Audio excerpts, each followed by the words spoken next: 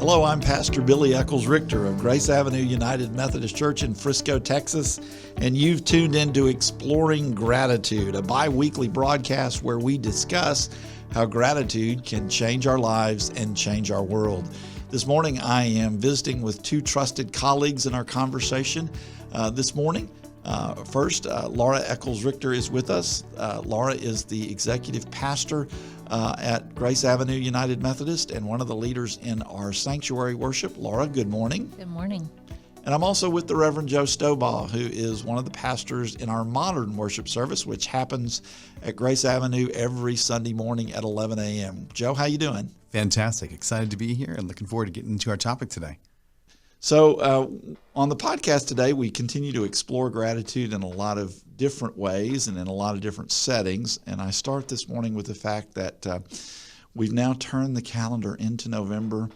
And I got a text from a friend of mine the other day who was so distraught because he had been to one of our local shopping areas and had seen the Christmas decorations already up and out. And it seems like every year, at least our merchants tend to put up Christmas decorations a little earlier. And I don't know if I'm troubled by that or not, but I do know that in terms of encroaching on what we do, earlier and earlier in the year, we find out that we need to get more prepared for the holidays, and the holidays are coming.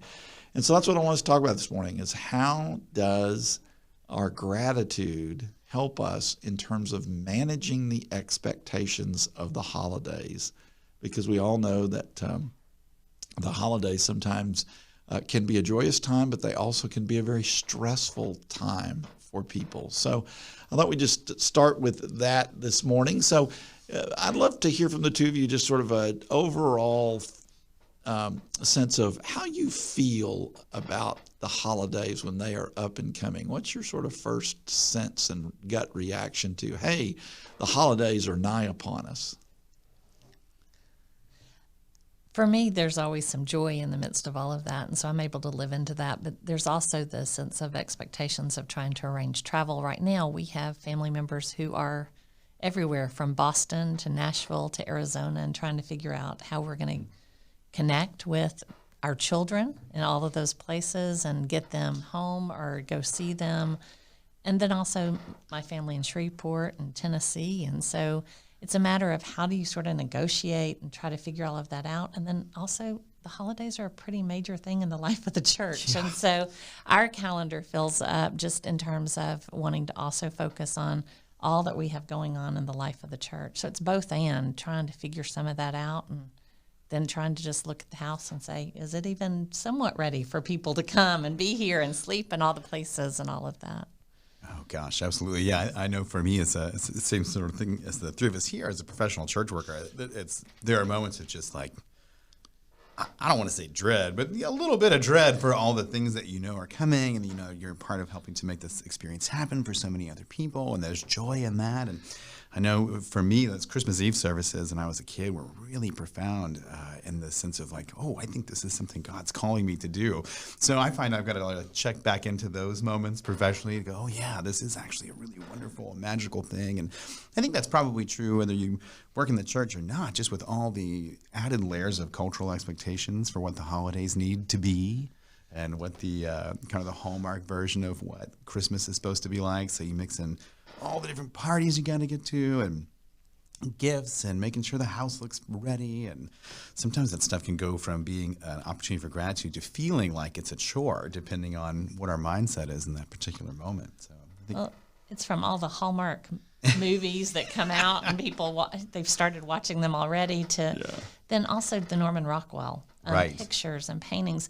I went back and sort of checked some of those earlier this week when I knew that we were going to be talking about some of this. And, you know, we always picture the one with the Thanksgiving turkey coming out and everybody's perfect. The children are all dressed. Everything looks great.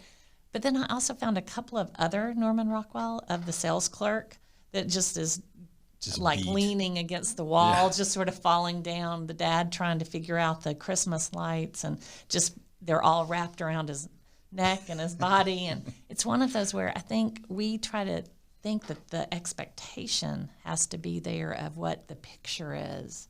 And yet the reality is often not quite there. And maybe the gratitude is found in somewhat of that simplicity Yeah. of some of that. Well, and Laura, you made a really interesting point about this idea of home and being home for the holidays. We love the fact that we live in a much more mobile society. But, generations ago, everybody stayed in the same place and you lived in the same town with your parents and your grandparents and maybe even your great-grandparents. And so the coming of a new season like this just sort of changed the focus of what was going on with the people you were always with. Now you have people that are living literally all over the country and all over the world, and so trying to get together and managing those expectations can really, really be challenging. And I know a lot of times I even talk to young couples when they're about to get married in premarital counseling. One of the first questions I ask them when I talk about families is I say, so what plans have you already made for the holidays? And a lot of times it's interesting to find out that they've not really thought about, well, how is this going to be different now that we've got two families to go to and we have to manage the expectations of somebody wants me here on this day and the other part of the family wants us here at the exact same time, and those kinds of things. So it's interesting trying to manage those expectations. Well, let's start. I think it's easy for us to see the decorations and just race right to, well, how are we going to manage the expectations for the Christmas season? We will get to that in a few moments, but I want to stop and pause for a moment and talk a little bit about Thanksgiving.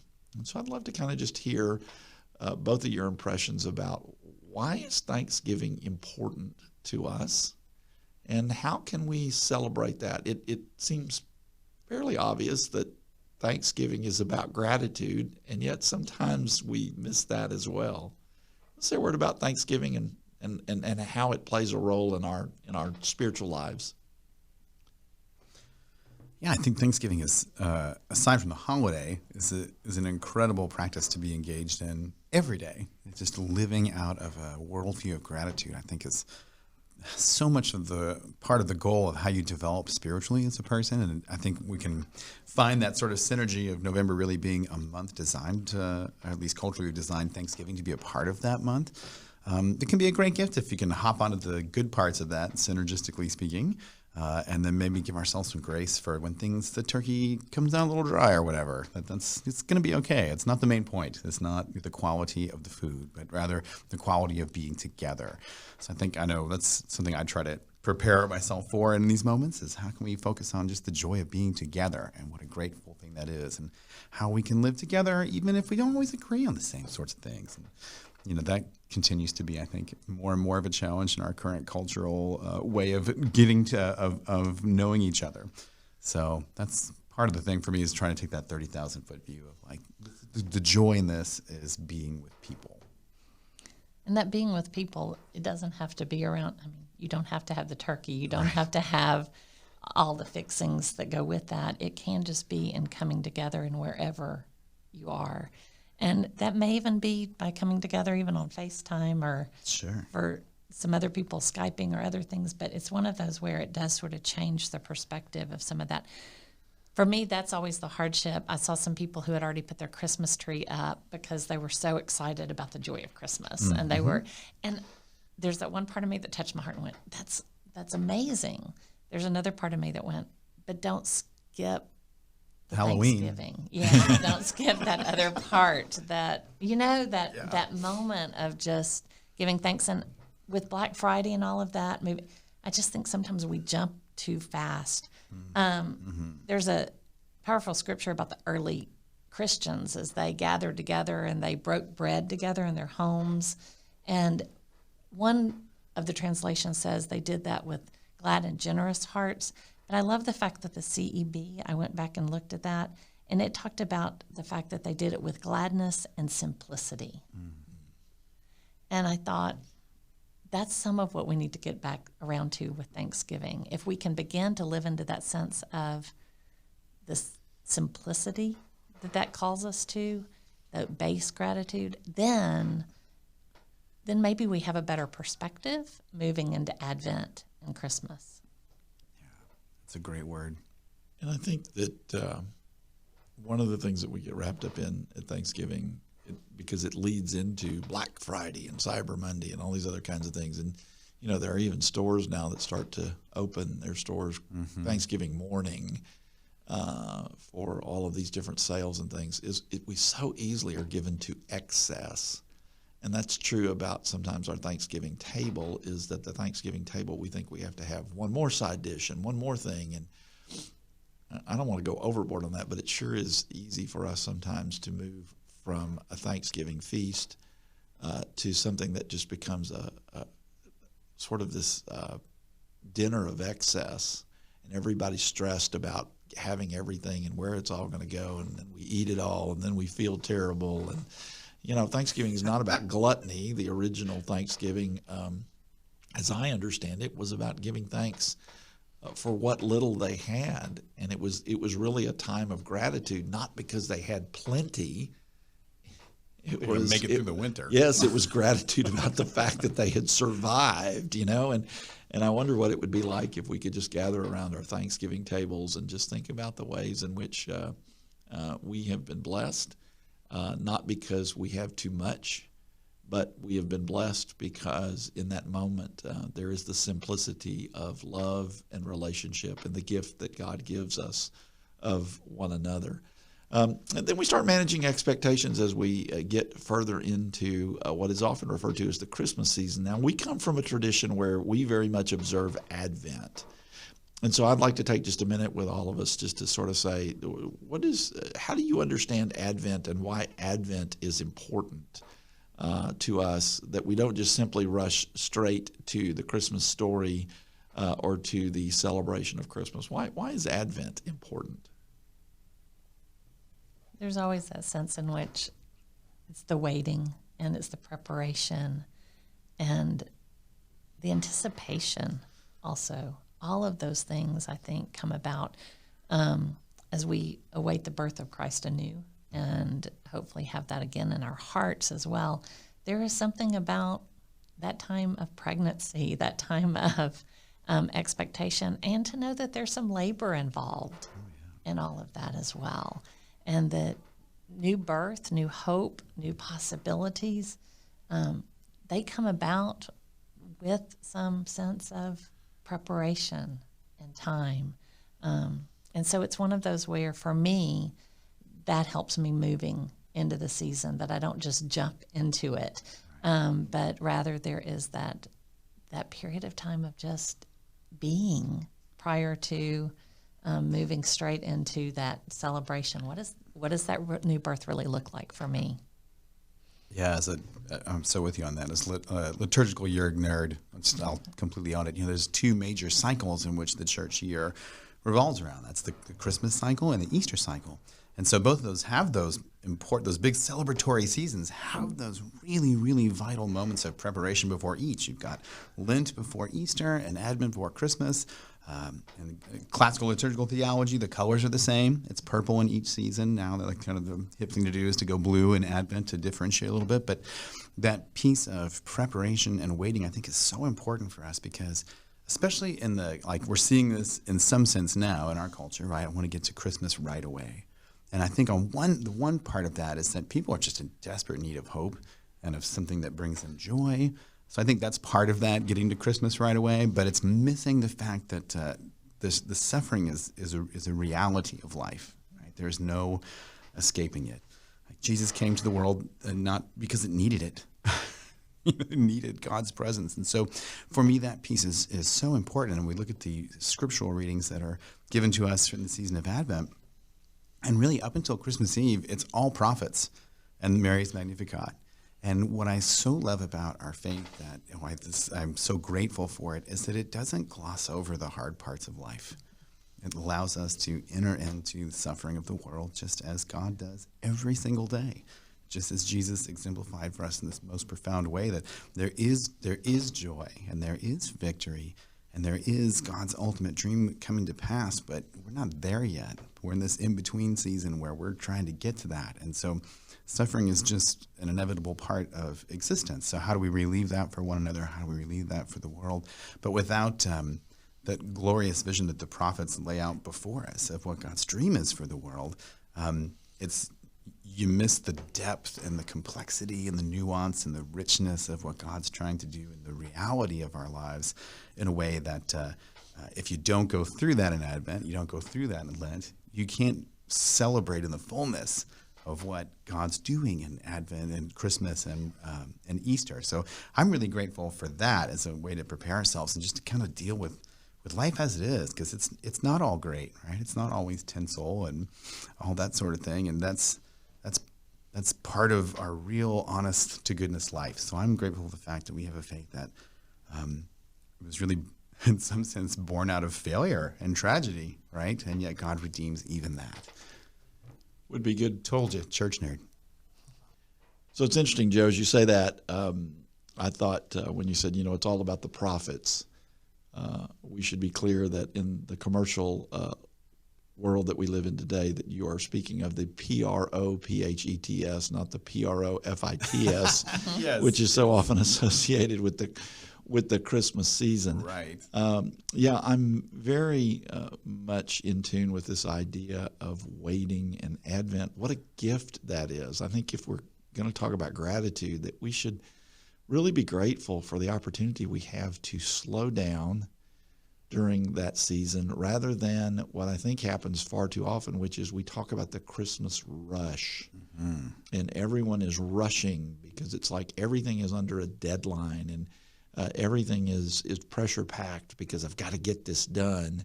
And for so many people, it's just like they get to a place in the season where it's like, I just will be glad when all this is over. And that's such a sad thing, I think, in the midst of the world that we live in. The word rush is interesting in that we talk about rush in terms of racing to get something done before a deadline. But rush is also this idea of a very superficial moment of happiness, right? Oh, I got a real rush out of that.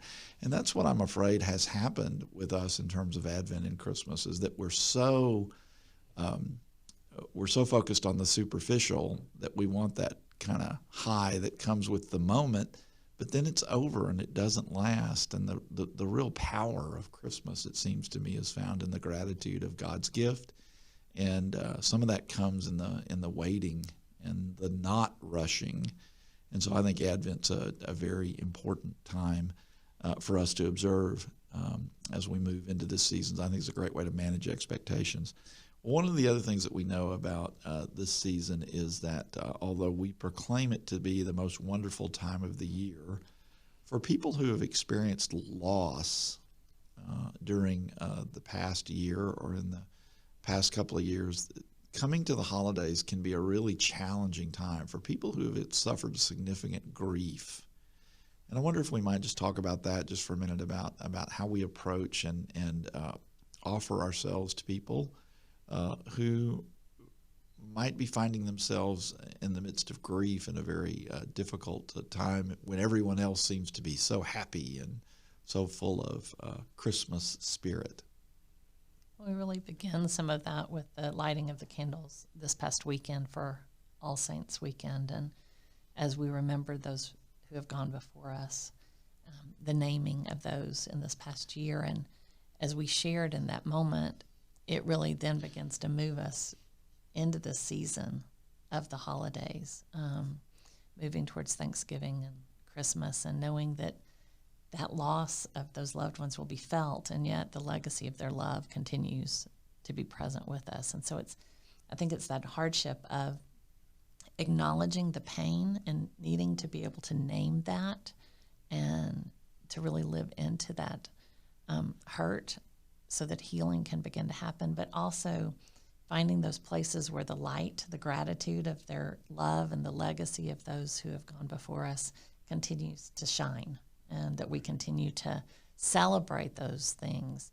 One of the things, Billy, I think you say a lot at memorial services is that love always leaves behind more than death ever takes away. And how do we kind of live into that gratitude of what love has left behind? Yeah, Advent, if we take it in its seriousness, can be a really helpful thing here for folks to connect with, because it's a season of hope, but also of longing for restoration, for wholeness. And when we realize that some of those things aren't going to happen in the way in which we thought they were, and our life that we have this hope to look forward to and this promise from God that things will be restored, that they will be made right. That's part of the work that Jesus does in coming to earth. And so giving yourself permission, I think, to sit with it and to realize that, yeah, this is real and honest to goodness loss and tragedy, and that God is intimately equated with that as well. And that we have a God who knows what that is, to experience those things and to give yourself permission to do that. And then I think often out of that, gratitude can come. As you said, to really live into those moments with the realization that, God, what a blessing it was to have those times. What a gift it was to be able to look back on life. My father-in-law passed away a couple of years ago, and I don't know what it was. My mother-in-law decided to leave up his Facebook page, like a memorial thing you could do. And I found myself, I couldn't even explain it. A couple of weeks ago, I was like, I haven't checked into that in a while, and just went back through years of memory. And it's been a couple of years now, and I just found myself like so grateful for all those moments, and to be able to look back at those things and go, man, those are great times. What a gift it was to experience that in life. So I think for folks who have that, to be able to know that you just learn to live differently, and that God's with you in that too. I really believe that true gratitude does not cover up grief. Mm-hmm. But instead, as you said, Joe, it is able to sit with it. It's able to reveal it. It's able to really take into account all that is implied. We grieve because we love. Yeah, it hurts because it mattered. Right. Yeah, right. That's exactly right. And so I think real gratitude doesn't gloss over the grief. Instead, real gratitude allows us to uncover that. We've got a great story in our own faith community, Laura, that you talked about yesterday in church. And I wonder if we could just share that again. It's a great story about a family in our church and about what they do now in terms of their gratitude, even in the midst of their grief. Tyra Dam is a teacher in Frisco ISD. She's a member of our church, and she also is a Dallas Morning News columnist. And her husband, Steve Dam, passed away from brain cancer years ago. And the first year on his birthday after his death, Tyra and her two children, Cooper and Katie, they gathered people together, and they released balloons, and they shared memories. And she said they really celebrated that in a really significant way. And even though the grief was so great, there was something about that gratitude, that coming together, that allowed them to sort of move through that.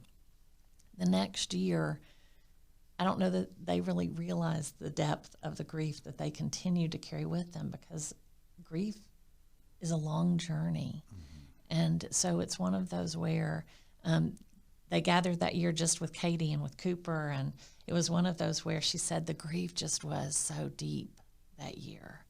And it was after that year that then they began to look to what would have been Steve's 43rd birthday and say, we want to do something different. And they have now started hashtag DamnKind, DAMMKIND, which basically encourages and invites everyone into the celebration of Steve's birthday, which is November the 4th. And on that day, they invite everyone to do acts of kindness and to post them with that hashtag, and to share with other people that they are doing this out of gratitude for Steve's love of life and his legacy and his goofiness and his joy and the way in which they continue to really live into his love. And so it's one of those where it's a great ongoing celebration born out of gratitude of his life, but also born out of a depth of grief.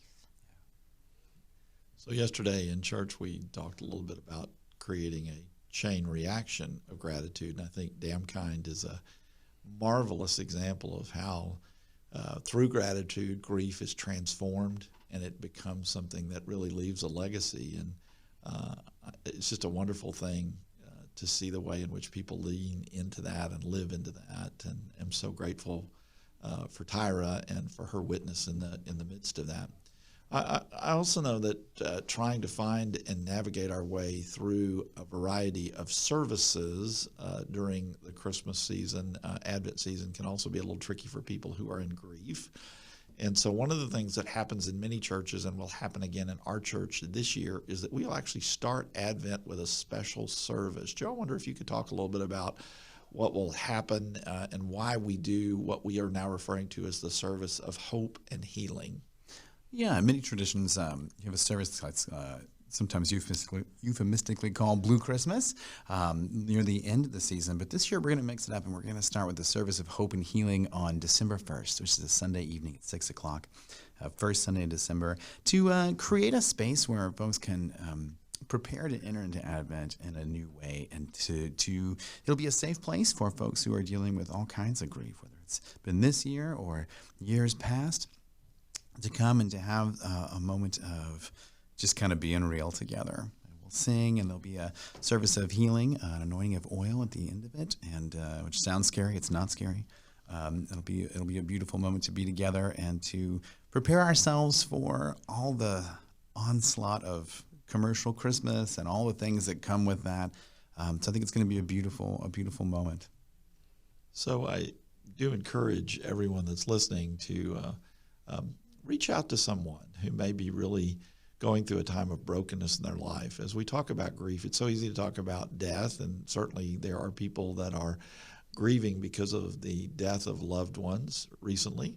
But it's also important to remember that grief comes in a lot of other forms. There are people who are grieving the loss of freedom because they're dealing with a disease right now. There are people who are dealing with the loss of a job. There are people who are dealing with a broken relationship. And this service of hope and healing that we offer in our church, and that is offered in many other churches, is really designed for all kinds of grief.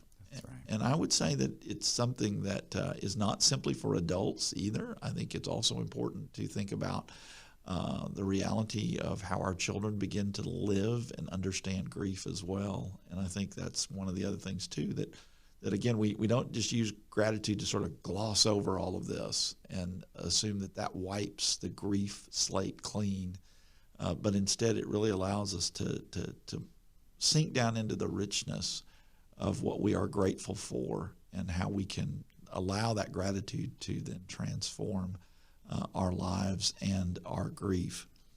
Gratitude is really it can be a hard-won virtue. It takes a lot of dealing with life to get to a place of the depth of gratitude that we can experience. So it's going to be a beautiful service. It's one of those services where one of the best things that we do every year, I think, is that service. And so I'm looking forward to the opportunity to experience that together. So as we move into these seasons, then we're also aware that we live in a community where there's a great deal of excess around how we celebrate. And sometimes we, I think, live into the idea that more is better. And if you have a bigger light display and you have more presents under the tree and you just have more parties to go to, that somehow that is the test or the evaluation of whether or not you're having a great holiday season. So I wonder if we could just talk for a minute about how we, through faith and gratitude, address this idea of excess in our world, but especially during the holidays.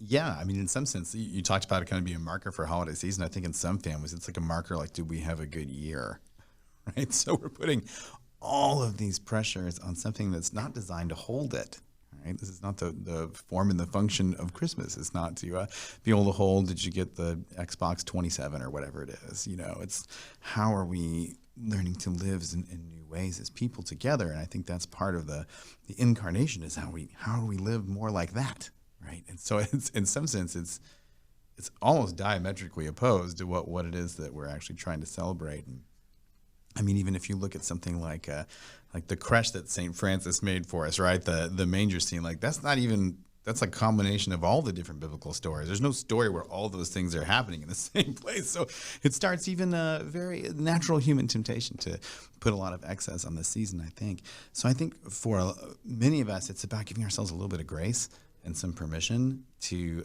it's like much like you said about Thanksgiving, to sort of strip it down a little bit back, get to the essence of the thing, which is really, really hard to do. So I think any step that we can take in that direction, it doesn't have to be whole hog, but any step we can take is a good step. So I began to think about that. I thought about the fact that it's really the simplest things that normally bring the most joy during the season.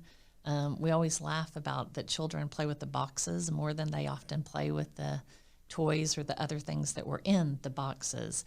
And I think about that when I ask people sort of what some of their most sacred moments were in the midst of the season, it's about lighting a candle or singing Silent Night.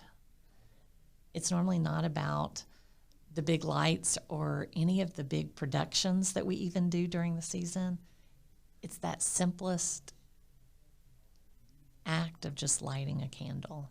And so I wonder how we begin to live into a little bit more of saying, okay, it's not so much about all the things that we do, the affluenza that we live into, but rather that simplest, smallest act. And maybe it's about each day leaning into that small act that we could do rather than the big extravagant thing that we could do. Totally. In our house, we have, we get the old school like chocolate advent calendars, right? So everybody gets one, and every night Sarah's got this lectionary that she's found that works for this. Basically, the scripture readings for each day, and Ellie reads one, we eat our chocolate. It's great. The next night, Sam reads the next one, we eat our chocolate. It's great. And it's just tiny little things, but it adds a sense of rhythm, and it helps to build that expectation for what's coming, and we get to work in little scripture too. So there's some great resources out there, I think, related to simplifying our experiences in and around Advent and Christmas. Some of those resources that I'm familiar with, one is called the Advent Conspiracy, which talks about how we begin to simplify and move away from the excess and the commercialism of the season. There's another resource that's been out for a while called Unplug the Christmas Machine, which I think as the title implies, has a really interesting sort of notion about how we start to unplug and really get back to the things that matter most. But I think one of my favorites of all time was, we have a colleague in Ohio several years ago who started an initiative during the Advent and Christmas season that is called Christmas is Not Your Birthday. And Pastor Mike Slaughter was working on an initiative to create some clean water in some different parts of the world, and have his church in the initiative dig freshwater wells around the world, and was trying to raise a bunch of money to be able to do this. And so one of the things he challenged his congregation to do was, he said, I want you to add up all the money that you will spend on Christmas this year. And then he said, I want you to match that money and give it to this water well initiative. And I want you to remind yourself, and Mike's a bit of a terse guy, that Christmas is not your birthday. And I don't know, there was just something marvelous about the intent behind all of that. And again, you have to kind of know Mike to appreciate sort of the way in which he goes about things. But I think that's so true. We have turned Christmas into this commercial sort of wishing well, and everybody gets everything they want, and we run away from the true joy of Christmas because we have just started living into and worshiping the excess of Christmas. And so I pray that we can have some different attitudes about that. Well, I'd love for us to kind of finish up this segment today by just talking a little bit about the holidays and service. One of the things that's important is that a lot of people see this as an opportunity to then really serve in their community and in the world. And wonder if you guys have some thoughts about, either at Thanksgiving or at Christmas, how we can love our neighbor better instead of just trying to buy more for ourselves and those who are around us. One of the things that I would say is that I think it's important to see this season as the beginning of an invitation throughout the year. So many of our nonprofits and other agencies, they have an influx of people wanting to volunteer at this particular time for this particular day, and yet the needs are year-round. And so it's, how can we begin to see really begin to live into what might be your passion, what might be that place where you could serve and really live in love with your neighbor in a new way, but to see Advent truly as the beginning of a new year and begin to see that as an invitation to how do you engage with that throughout the year, not pushing to have to do that on this specific day, but rather an invitation to move into the year in a new way.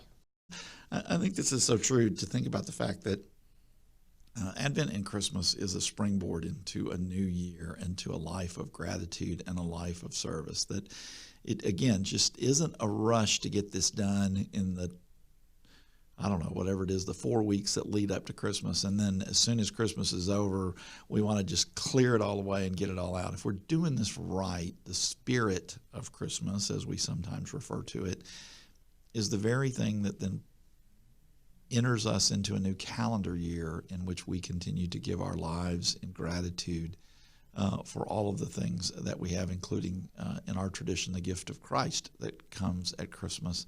And I do think it's so important to realize that most of the agencies that we serve, they need our help all year long.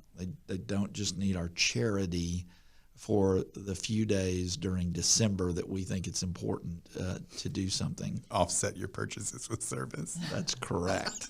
That's exactly right. So another way of saying that is to say, don't just perform an act of charity, but establish a relationship. Find an agency or find someone that's doing good and start a relationship with them that can go on, and then come back to it a year later at Thanksgiving and say, okay, how have I done in that relationship? What have I done with this particular group or this particular agency in terms of the difference that they are making in the world? And I think that's one of the ways to perpetuate Christmas all year long.